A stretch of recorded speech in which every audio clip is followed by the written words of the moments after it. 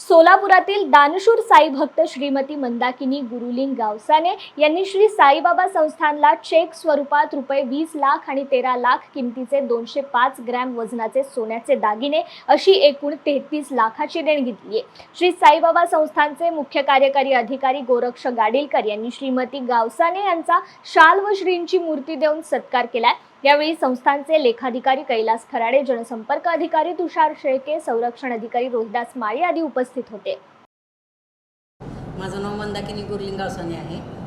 मी सोलापूर कार्यालयात RTO कार्यालयात 30 वर्ष सर्व्हिस केली। सर्व्हिसमुळे मला इकडे येता आलं नाही, पण मी बाबांची भक्त आहे बऱ्याच दिवसापासून।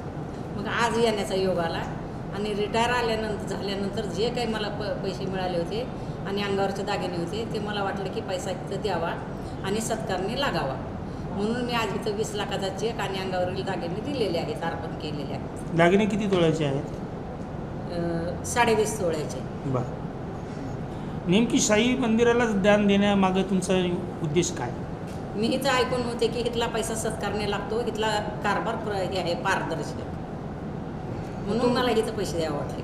पैसा आपला दिला तरी सत्कारने लागावा।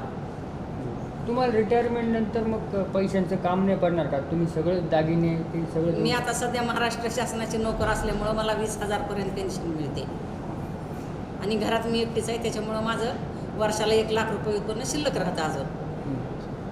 आणि सध्या मला आजार कुठलाही नाही, फक्त बीपीचा आजार आहे, त्याच्यामुळं मला दवाखान्याचा तर खर्चच नाही, म्हणून मी जे माझ्यापाशी पैसे होते ते इथं अर्पण केले।